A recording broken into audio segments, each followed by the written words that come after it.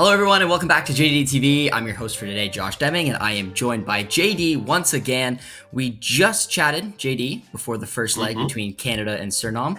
I say we did a pretty good job in terms of kind of highlighting what we thought we were going to see in that match. So we're first going to dive into the match that was the first leg, and then we'll preview the second leg as well. So first things first, let's just begin with some of the match facts, or I guess what happened in that match that you and I predicted beforehand. Because you and I both said that we thought Canada was going to have about 65% of the ball. They had 66. I predicted a 1-0 scoreline. You predicted a 2-1. 2-1, yes. You were very scared that Suriname was going to show too much respect to Canada and allow them to have too much of the ball.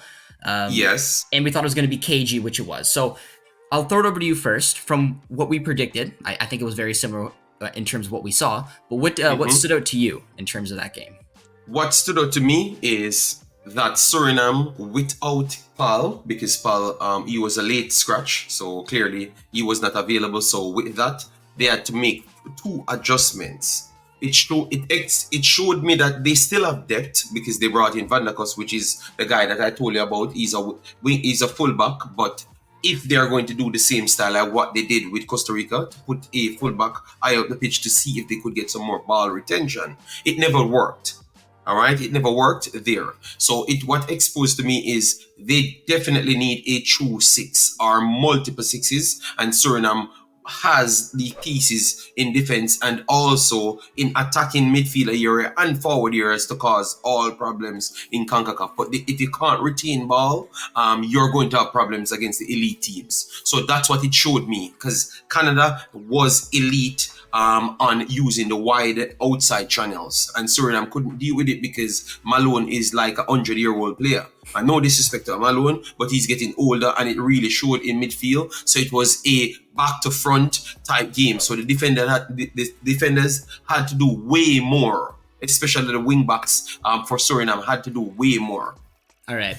And I'm going to talk about a little bit, I guess, from some of the things that I saw, and I want you to jump in when I'm done and maybe pick a couple points that you saw. So for me, when I was watching this Canadian side play, I thought it was cagey. I mean, this is an away CONCACAF match, and we both said beforehand, if Canada can get any type of result, it would be a win. The fact that they were able to get the 1-0 victory, I thought showed a lot of maturity with this team, because it wasn't pretty at times.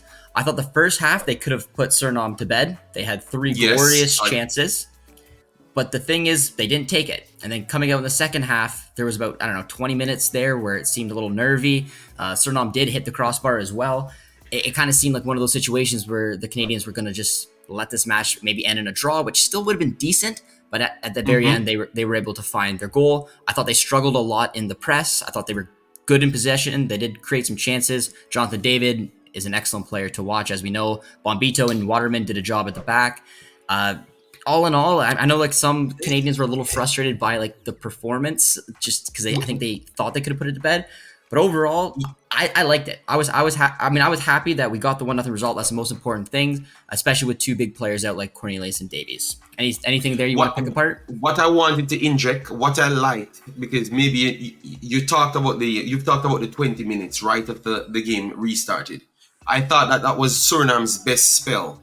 But one other thing I've left out, maybe what happened in the first half when Suriname, in the first 15 to 25 seconds of the game, Canada went straight down, created something, whipped across the left-hand side, and Suriname went with the long ball over the top and got straight behind Canada. So I thought that with Vleta getting so behind and Becker getting behind so easily, maybe Suriname fell in love with the over-the-top ball and never really settled for what they're good at, because every single time they put 4 to 5 passes from their thirds, they passed to Canada. They went straight in behind. So I thought that they should have felt a little bit more braver, because every time you did it, it was successful. And you got a little bit lucky when Cheryl Becker spun. Was it right back? Johnston. It was Johnston. He spun right there. You thought that it could have been a red card right there if it was revisited? Because I said it. Someone said Bombito was there and Bombito would have catched him, and I said no, Bambito wouldn't catch him because in the same game, he ran past Bambito. Charlotte Baker is very fast. Bambito is very fast as well. But remember, one would have had 2 steps. So I don't know. So they caused problems. They did. And your fullback areas, Davis need to come back with that high pressing system. That's all I do know. I think you got slightly showed up with Laurier. I nailed it. I told you that guy is a fighter. He was fighting with Charlie Baker for the first second in the game. He's got that edge to him. Yeah. No, but he doesn't have the same qualities as Davis. You can clearly see that, but he has the attitude and what you said, the maturity. So you really nail it right there. Maturity from Canada helped them over the edge. Yep, I agree. And there was a little debate about who was going to start at left back from the Canadian fan base, whether it was going to be Sam Adekubi because he's a natural left back, he's a left-footed player, or Richie Laryea. And I had no doubt, and I said it like 10 times. I was like, Richie's going to start. I think he's got Jesse's trust. I think in these away CONCACAF matches, he really can suit a game like this. He's mature. He can come in and he can do a job. Not that Sam can't. I just didn't think that there was a chance that he was going to start. And we actually didn't even see Adekubi come off the bench at all. So I do like Richie's game as well. I mean, it's going to be difficult. JD, I don't know if you want to move ahead now maybe to what we're going to see in this second leg, because if we rewind for your Jamaicans, Canada won in Jamaica 2-1, went back to BMO and lost. So tell me why you think that if it's going to happen again and if the Canadians are going to capitulate, what would be one of the biggest strengths that this Suriname team could do on the road? The additions. So Kenneth Paul, as what we just said, is in the championship, but he plays in a deep 6 role for them. That was missing today, and it never gave them an opportunity to bring on Farai or started with Farai, because he came on and he made the game look very simple. He was spinning passes, trying to get inside, outside channel. So Paul would open every single thing. So they do have 3 individuals. When they came, 2 of the 3 came on, which is Messadian and Farai. They look completely different. Messadian was the one that dribbled through the entire Canadian team. See, he would have been a natural left winger, but he couldn't play because they wanted stability and retention over the left-hand side. So I would say stability in midfield to go up with Ustaki and Kone would have been Pal there. So that could be something different. And with him coming in, it gives them the opportunity to bring in 2 other players. So 3 changes they are going to make if the coach wants to be brave. So be braver, and something is possible because they had learned something that they could take it to Canada, even inside Canada. But it requires those players, the 6, the winger, the natural winger, and the cam. Now, if I'm going to bring up the team here, JD, do you think, so you said you're highlighting that you think there's going to be 3 changes from your project. Yes. So here's the team. So walk me through which exact positions you think players are going to go out and which players are going to come in. Malone is one, I think. Yeah, Van der Kus would be out because he's naturally the left back, but he can't start over ups. All right, but he was there for retention. So you're going to take him out and you're going to put Messadian. He came on. And then Lone Wake would, because they wanted the stability and the size in this game, because of the one change, which is Paul, they had to play Lone Wake over Farai because he's smaller and he's a creator, not necessarily a destroyer. Lone Wake can be a destroyer and create. That's why they went with him with the size. So Malone would be out, Lone Wake will be out, and Van der Kus will be out. So Paul would come in, then you will have Farai, and you will have Messadian comes in. And it's a complete different team, so you will see closer to the second half rather than the first half.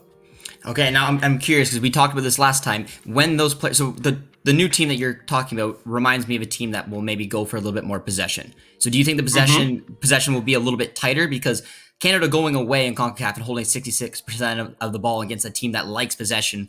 It was a little surprising to me, but you and I said if they show the Canadians too much respect, there could be a chance we see that. What are you expecting for the game at BMO? Do you think it'll be now towards 50-50, especially with Canada playing with a lead? Or do you think it'll still be maybe like a 60-40 Canada?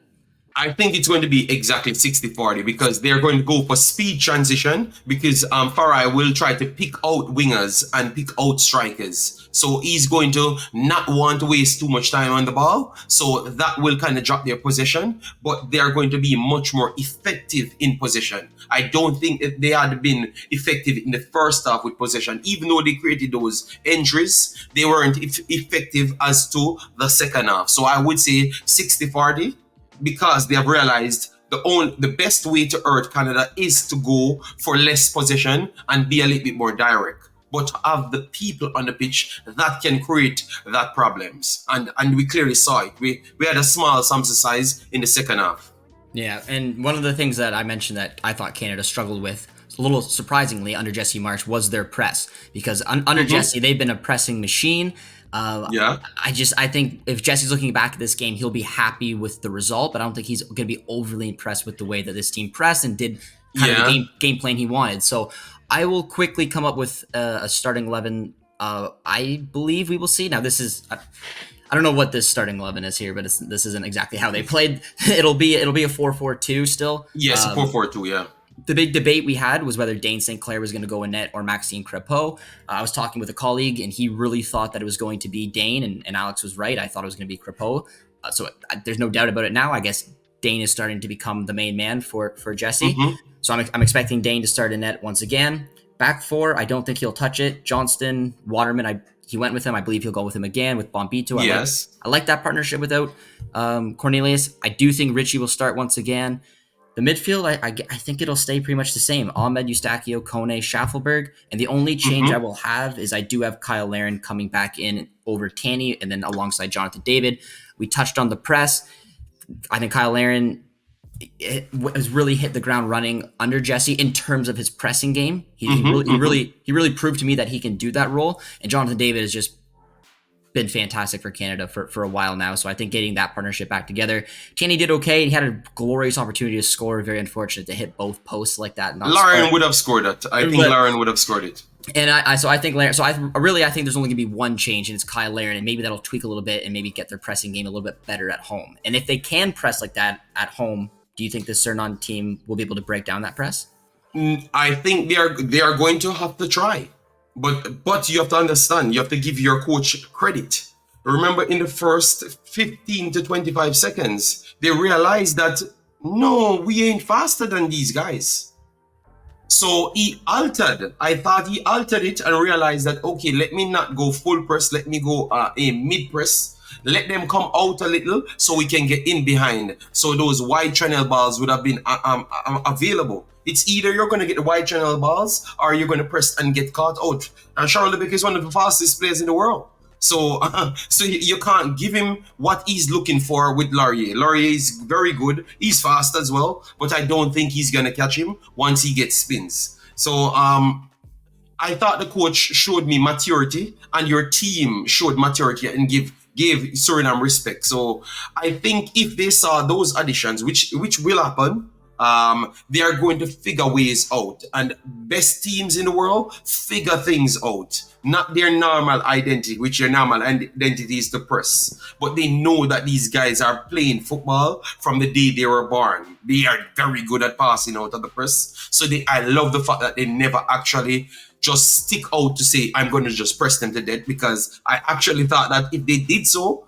Suriname would have had no choice, and it maybe would have ended unnecessary bad for Canada when they could have just done this and got a better advantage. So big ups to the coach. I really respect the way he played, and Suriname struggled to break down the way he played. So I have to give him big respect, man. I love that coach. Yeah, Jesse's been fantastic, and he's gonna expect more from this Canadian side against Suriname at home, especially with the press that we talked about. But I think one of the key players I'm expecting to maybe make a difference for Suriname is Fry coming into this midfield. Yes. Do you think, if this Suriname team is going to find success, I mean, maybe it's the easy answer, but do you think it's going to be the combination of Fry and Becker? Because you have a player who can break down the lines. He's very good on the ball. I mean, I watched him a lot at Dortmund when he was younger, so I am very familiar with this player. I was a little surprised he didn't start the first match, but I expect him, just like you said, to come into this game. And I just feel like that will be an area where they could potentially exploit Canada with that pace of Becker and the creativity of Fry. Yes, I think you're 100% correct because no, what that's why I said Paul is very important because him coming in, he can just sit.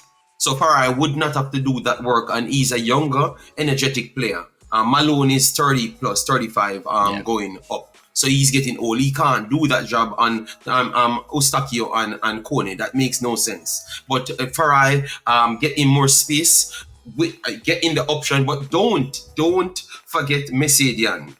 His dribbling ability in this region is even better than Sherelle Lebeka. Sherelle Lebeka is the higher quality player, but his take-ons proven in the same game. So with him on the pitch, it's going to make more space because he can command defense by himself. So I think some of the strategies that you pulled off in defense with him starting, and if they're going to be so brave, I don't think you can come together and double team Becca as what you did a lot of times.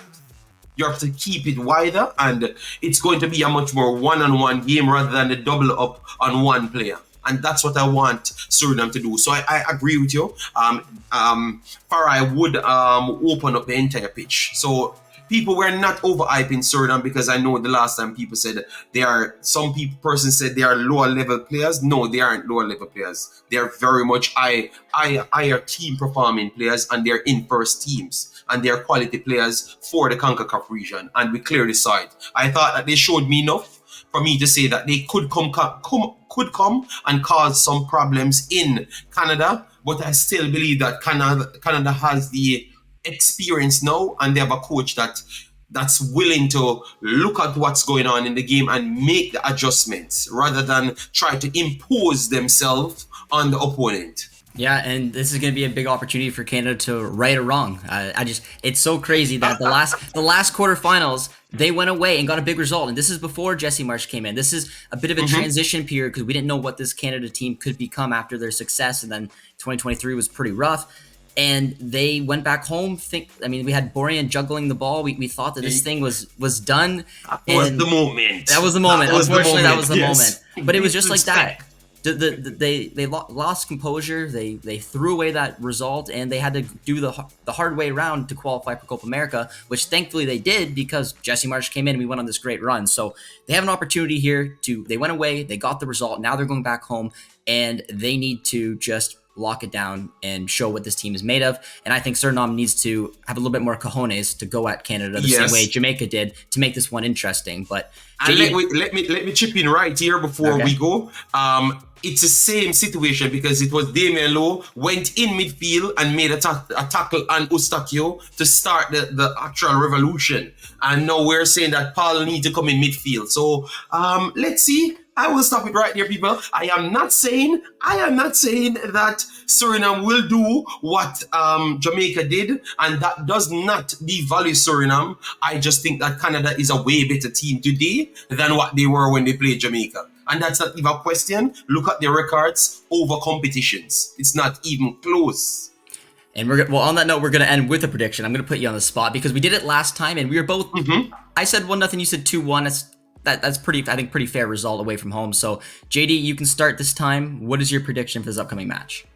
I think Suriname will be more braver, and they're going to get a goal. But I actually think that Canada will want to make a statement. So I am going with 3-1 Canada. It's funny. So it's funny because I was gonna go with a 2-goal difference as well, but I'm going 3-1 Canada.